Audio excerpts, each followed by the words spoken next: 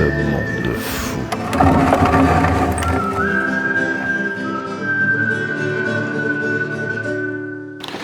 Alors aujourd'hui, on vous propose une interview avec Lonnie Besançon, qui est un jeune chercheur de 30 ans, qui travaille en Suède, un jeune chercheur post-doctoral. Après une thèse au laboratoire d'informatique pour la mécanique et les sciences à l'INRA CNRS, il a poursuivi sa carrière scientifique en Suède à l'université de Linköping. Très inquiet de l'intégrité scientifique et des fraudes scientifiques qui pourraient nuire à la science, consistant à rendre disponibles au public les prépublications sur des plateformes dédiées, il a publié un article scientifique intitulé « La science ouverte sauve des vies ». Ayant suivi de près l'épidémie grâce à ses compétences mathématiques et statistiques, il a très tôt alerté sur une mauvaise interprétation des données concernant son pays de résidence, la Suède, qu'il connaît très bien. Alors, pour information, pour ceux qui regardent, donc on enregistre les questions et les réponses en petit décalé, parce qu'on n'a pas réussi à faire du live, parce qu'ici on est au fin fond de l'Ardèche, et que lui il est au fin fond de la Suède, et du coup, voilà, vous étonnez pas que ce soit pas forcément super réactif, donc j'envoie les questions à Lonnie, qui répond. On a préparé un petit peu ça, c'est grâce à Alexander Samuel, qui m'a présenté Lonnie et son travail, que j'ai un petit peu étudié, que j'ai trouvé super intéressant, parce qu'on a l'occasion dans cette crise, d'avoir en fait un retour de quelqu'un d'indépendant qui va nous permettre d'éclairer un petit peu les chiffres qu'on entend à la télé ou sur les réseaux entre fake news et manipulation carrément, ou tout le monde qui s'emballe sans y comprendre grand chose, parce qu'il faut avouer aussi que c'est un sacré brouhaha. Alors, salut Lonnie et merci d'être avec nous. Est-ce que tu peux nous expliquer ce qui t'a poussé à t'impliquer de la sorte dans cette crise, s'il te plaît? Donc ouais, salut à toi. Effectivement, je suis chercheur en Suède. Je suis pas suédois, je suis français, mais je suis chercheur en Suède. Et ce qui m'a poussé à m'intéresser à tout ça, c'est principalement les réseaux sociaux. Hein, comme beaucoup de monde, je suis ça de près, notamment depuis la crise de Covid, évidemment. Et par rapport à tout ce qui a pu se dire sur les réseaux sociaux, donc au sujet de la science en elle-même ou de ce qu'on pouvait dire sur la Suède, il y avait eu beaucoup de choses à dire. Donc j'ai commencé à être assez vocal ou en tout cas réactif sur Twitter, suite aux fameuses déclarations sur l'hydroxychloroquine de l'IHU de Marseille. Suite à ça, je me suis vite rendu compte que beaucoup de gens pouvaient dire pas mal de choses sur la Suède.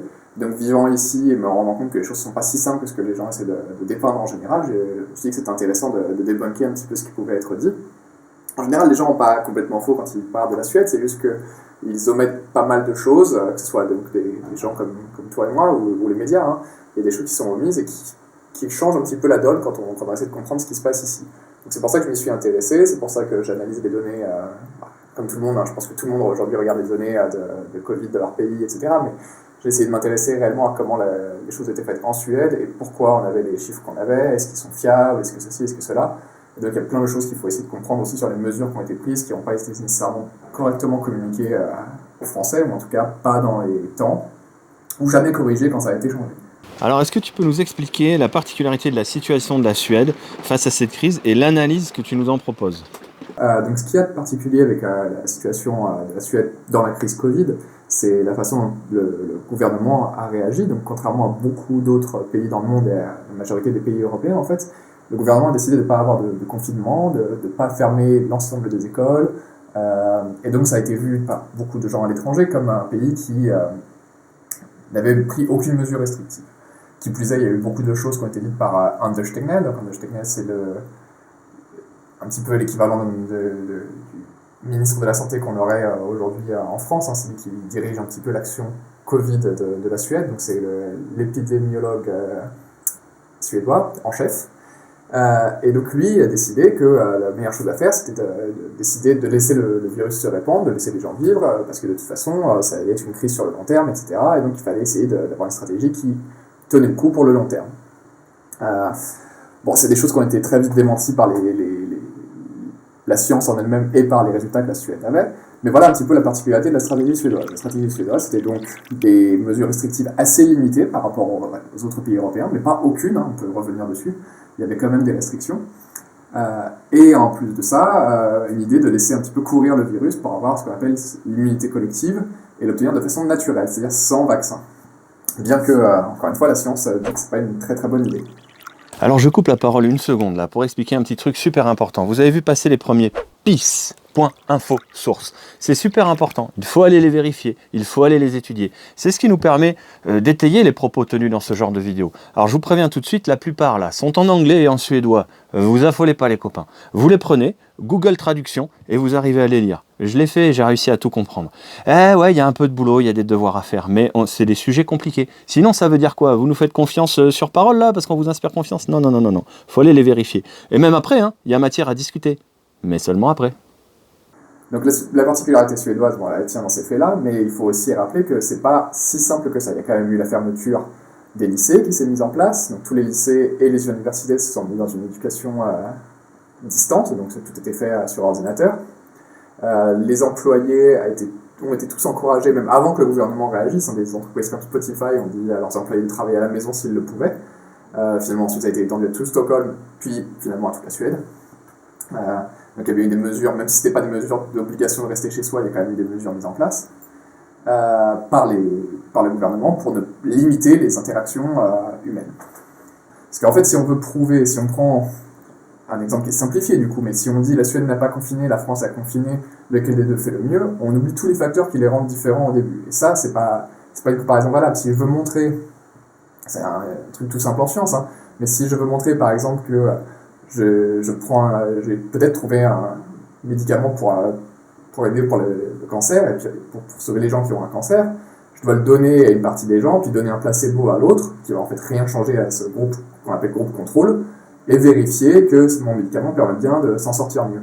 Mais si on compare deux groupes complètement différents, si d'un côté j'ai des gens très malades et de l'autre des gens pas du tout malades, ou très peu, je peux pas avoir des comparaisons qui vont faire du sens et qui vont montrer que mon médicament marche. Bon, pour les comparaisons entre pays pour Covid, c'est pareil. Si j'ai trop de facteurs différents entre deux pays, je vais avoir beaucoup de mal à dire si c'est le confinement qui fait une différence ou non. Donc dans le cas de la Suède et de la France, comme je l'ai dit, il y a énormément de différences. Si on prend par exemple l'Île-de-France c'est 12 millions d'habitants. Je pense que tous les Français savent à peu près à quel point l'Île-de-France est ce que ça représente sur la carte. Hein. La Suède, c'est 47 fois plus grand à peu près que ça, 45 et 47 fois je crois, et c'est 10 millions d'habitants.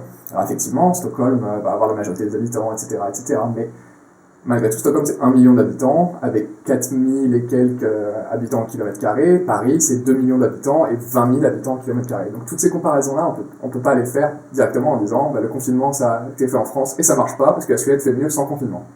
Ça marche pas, on peut pas faire cette comparaison-là. Qui plus est, avec quelque chose qu'il faut prendre en compte aussi, c'est que aujourd'hui les chiffres suédois sont pas très très bons. Hein. Il y a beaucoup de choses qui vont pas. Donc c'est aussi quelque chose qu'il faut essayer de prendre sur le temps. Et puis il y a eu l'épidémie n'a pas commencé en même temps en Suède qu'en France.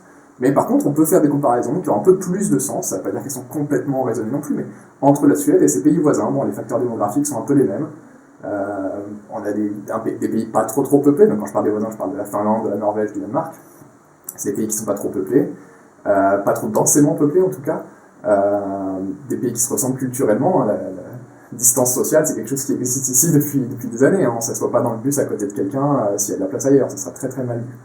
Donc voilà un petit peu la particularité suédoise qui fait qu'on ne peut pas la comparer directement à la France. Alors du coup, Loni, tu nous proposes une perspective à plusieurs faux amis en fait, avec d'un côté les médias de masse, qui quand ils ne sont pas carrément dans la fake news, en fait ils ne nous proposent pas une compréhension qui va avec le réel. Ça, tu vas nous en parler.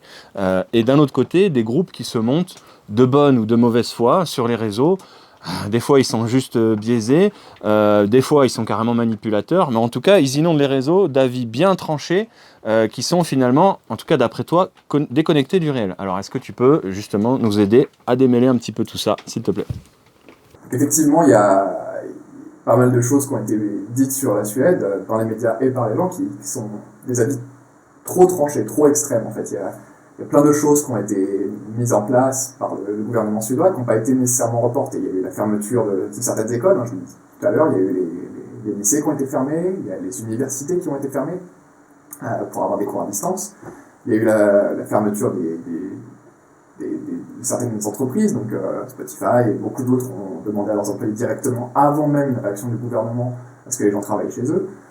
Mais en plus de ça, après, le gouvernement a mis tout ça à l'échelle de la Suède en entière en disant écoutez, il faut travailler chez vous si vous le pouvez. Et toutes ces infos-là, elles sont en général zappées complètement quand on présente le cas de la Suède, que ce soit par des individus comme toi et moi, ou par les médias. Et ça pose assez de problèmes, en fait, puisque ça donne une vision pas complète du pays et de sa stratégie. Et ensuite, ça fait des comparaisons, du coup, qui n'ont aucun sens, puisqu'on ne peut pas dire que le groupe témoin de pays Suède, qui n'a pas eu de confinement à la française, n'a rien fait non plus. Il y a quand même eu des choses qui ont été faites, mais quand on fait les comparaisons, il faut prendre ça en compte. Une autre chose qui est rarement prise en compte, je crois que je ne pourrais jamais présenter, hormis dans mes threads sur Twitter, c'est le fait que le report des décès en Suède, il ne fonctionne pas exactement comme dans tous les autres pays. Donc en fait, au jour J, on va reporter les morts qu'on a trouvés pour des jours d'avant. Donc au départ, sur la première vague par exemple, le pic qui a été trouvé au mois d'avril, je crois, ou au mois de mai, on ne l'avait pas directement, on ne l'avait pas le jour J. On l'a obtenu 1 à 2 semaines après, parce qu'on continuait à faire remonter les décès pour cette date-là. Et la Suède continue à reporter les décès de cette façon-là. Quand on regarde les chiffres suédois, ils sont forcément pas complètement à jour, et ça ne permet pas de faire des comparaisons avec la France aujourd'hui. Ou l'Allemagne, ou l'Espagne, peu importe. Hein. En plus de toutes les différences démographiques que j'ai pu donner précédemment, et culturelles. Alors un petit exemple pour bien comprendre la différence. En France, comme dans la plupart des pays européens et même du monde, la personne qui est en charge de réceptionner le nombre de décès dans le pays et de les retranscrire à l'international, en fait, le jour où il réceptionne les dossiers, c'est le jour où il va valider ses morts. Par contre, en Suède, le jour de réception des dossiers ne correspond pas au moment où ils vont les enregistrer. Ils vont regarder sur chaque dossier la date du décès. Il y en a qui mettent 3 semaines à remonter, un autre 2 semaines, l'autre ça fait que 3 jours.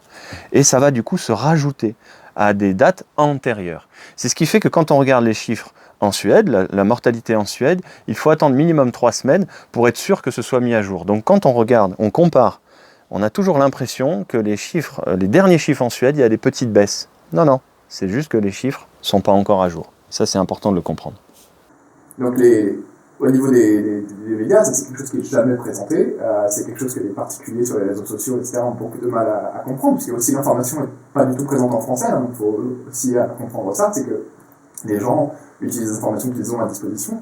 Et en l'occurrence, ils n'ont pas d'informations là-dessus. Donc, forcément, ils ne le comprennent pas. Donc, moi, j'essaie de le vulgariser beaucoup sur Twitter, d'essayer d'expliquer un petit peu toutes ces différences-là. Mais c'est assez compliqué. Si on regarde après... c'est rarement dit dans les médias, on voit souvent des comparaisons entre la France et la Suède, ou entre l'Allemagne et la France, etc. Comme j'ai dit tout à l'heure, il faut se comparer avec des pays qui sont le plus comparables possible, le plus similaires, pour pouvoir essayer de voir l'influence d'avoir un confinement ou non. Et là, si on regarde en fait la Suède et ses voisins, on voit qu'ils font bien pire. Donc, les voisins, eux, ils ont décidé d'avoir des confinements, et des mesures beaucoup plus restrictives, ils ont fermé les écoles, etc. La Suède ne l'a pas fait, et la Suède est pire que les 3 voisins réunis. Donc c'est quand même assez terrible hein, comme chiffre. On se retrouve aujourd'hui avec la Finlande et la Norvège qui ont des chiffres presque parfaits au niveau de Covid, c'est-à-dire qu'ils s'en sortent très bien économiquement, ils ont eu très peu de décès par rapport à leur population, alors que la Suède, qui a décidé d'avoir des mesures moins restrictives, elle s'en sort nettement moins bien.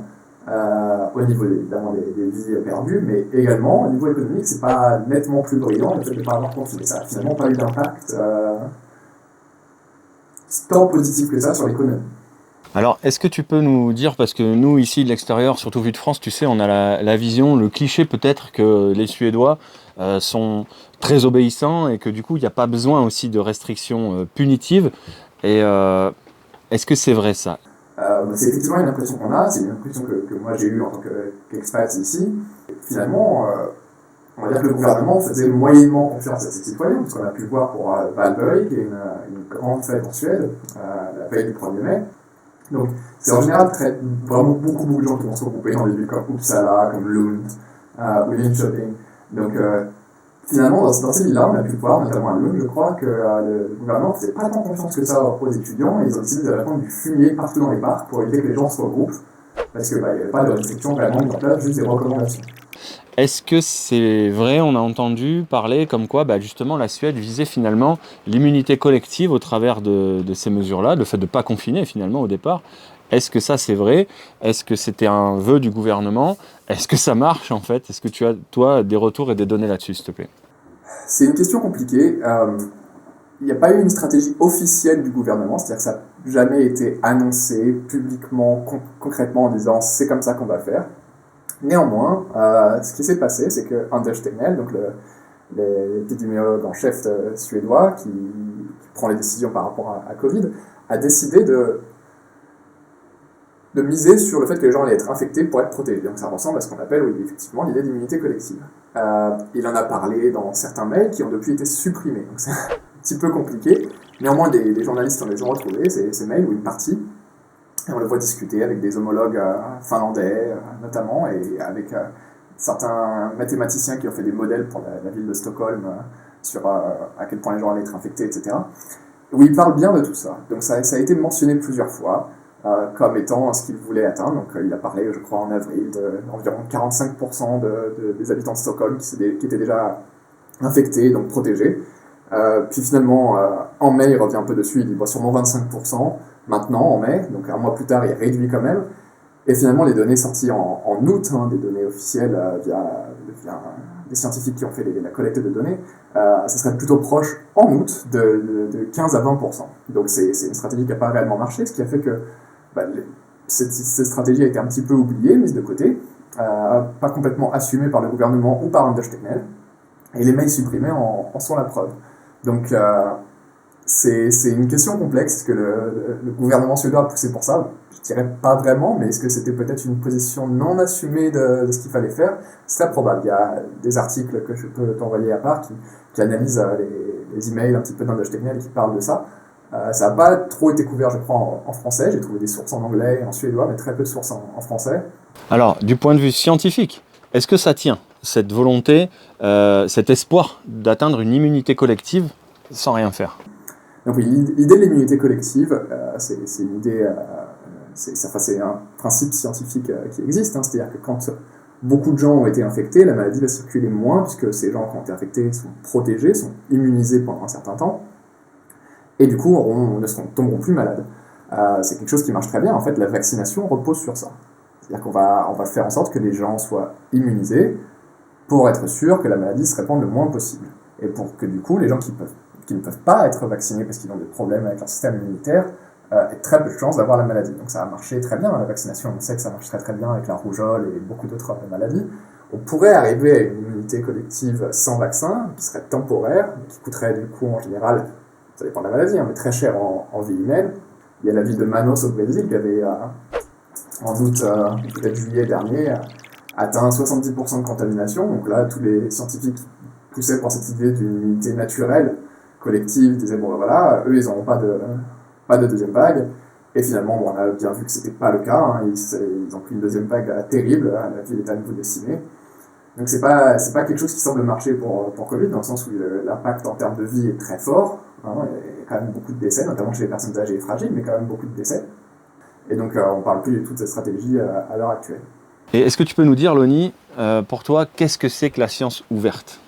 Effectivement, j'ai publié un article sur la science ouverte et l'absence de transparence dans la recherche sur Covid. Donc l'article est disponible en ligne, je pourrais t'envoyer le lien. Donc d'abord, qu'est-ce que c'est que la science ouverte? La science ouverte, l'idée c'est de rendre tout ce que font les scientifiques transparent. Donc c'est-à-dire que l'ensemble du processus scientifique doit être transparent. Donc, par l'ensemble du processus, on entend plein de choses, mais ça va être comment j'ai eu mon idée, comment je compte la tester. Je veux le rendre disponible le plus tôt possible pour que les gens puissent l'évaluer, mais aussi le rendre disponible après pour que les gens puissent comprendre. Comment tout ça a été évalué par d'autres, donc ce qu'on appelle le concept de relecture par les pairs. Et en fait, la relecture par les pairs, elle se fait en interne, normalement. Donc quand j'en soumets un article scientifique, des personnes vont le lire et dire si oui ou non ça semble valide. Et s'il semble valide, avec quelques commentaires, etc., on me dira de le publier, il sera publié. Et ces commentaires en fait, que font les relecteurs, les pairs, sont de façon générale non publics. Nous, on veut qu'ils soient rendus publics pour plusieurs raisons, parce que on veut pouvoir savoir ce que ces relecteurs ont pensé de l'article. Ça nous aiderait, si on n'est pas du domaine, à l'évaluer, mais ça aiderait aussi peut-être le public. Donc la science ouverte, c'est tout un ensemble de choses. C'est assez compliqué de rentrer dans tous les détails, mais en gros, l'idée, c'est d'avoir de la transparence dans tout le processus scientifique. Alors du coup, Loni, dans tout ça, quel est ton intérêt à toi? Quel est ton but à faire ce travail? Alors quel est mon but? Je sais pas trop, je considère, c'est plusieurs choses. Je considère que quand on est chercheur, il y a une partie de notre travail qui est sur le fait de vulgariser ce qu'on fait, de l'expliquer à tout le monde. Donc je pense que c'est important, je pense que c'est quelque chose qu'on devrait tous faire. Après, il faut être aussi conscient du fait que les chercheurs ont déjà énormément de travail à faire. Donc c'est pas nécessairement simple, mais c'est quelque chose auquel j'aspire moi. Et puis surtout, j'ai envie de pouvoir donner aux gens les moyens d'avoir un avis bon délai qui va prendre en compte l'ensemble des données. Alors, je suis pas une sommité non plus, je suis pas infaillible, hein, je fais des erreurs comme tout le monde, mais je pense que je peux mettre en avant des choses que j'ai appris par mes recherches, mon sujet de recherche en lui-même, ou par le fait que voilà, je suis passionné par les statistiques et comment on les communique, etc. C'est aussi un de mes sujets de recherche d'ailleurs. Mais du coup, j'ai envie de donner plus d'informations aux gens pour qu'ils puissent finalement avoir un avis éclairé, avoir un avis informé. On est des milliers dans le monde à essayer de faire un travail à peu près correct, avec une méthodologie la plus correcte possible. Et c'est difficile pour des gens dont c'est pas le métier de comprendre ce qu'on fait. On souffre pas mal de réussir à l'expliquer aussi. C'est très difficile à expliquer ce qu'on fait. Si derrière ce travail, cette confiance que les gens peuvent avoir en nous est sapée par quelques personnes qui retournent complètement tout dans tous les sens pour au final gâcher notre boulot, bah c'est quand même dommage. Donc j'essaie à ma petite échelle à moi, de changer ces choses-là, de donner des informations aux gens, de leur expliquer ce que je sais, ce que j'ai appris, ce que je connais de mon sujet de recherche, ce que je connais de la situation en Suède aussi, c'est important, parce que il faut que les gens aient une opinion qui soit basée sur des faits le plus possible. Ok, ben merci Loni. Merci de m'avoir donné la parole, et salut. Et comme vous avez pu le remarquer, on n'est pas chez CNews ou BF Merde là, donc on n'est pas de duplex là, ici, depuis l'Ardèche de la Suède, mais bon, on a fait comme on a pu. J'espère que cette interview pourra vous éclairer un petit peu, vous donner envie de chercher et vérifier par vous-même aussi tout ce qu'on a dit, et que vous allez voir l'épice qu'on vous a pissé pendant la vidéo, que vous allez voir ça dans la description pour vous informer correctement. Sans ce travail-là, c'est difficile d'avoir un avis, hein, ou de défendre un avis tranché, en tout cas si on fait pas un vrai travail de recherche. Ça prend du temps. Bah ouais, la science c'est chiant, c'est long, c'est dur. Sinon, donc pour la suite, dans une prochaine vidéo, on vous parlera de l'indice de confiance qu'on peut avoir dans ces nouveaux vaccins. On va étudier ça avec Alexander Samuel, mon collègue Gasbuster, qui va nous expliquer. Et il a aussi un petit dossier à nous révéler sur pas mal de conflits d'intérêts qui ont popé là comme ça là dans cette crise. Vous allez voir, il y a de quoi être étonné et il y a du gros dossier. Donc à bientôt. On reste sur nos appuis.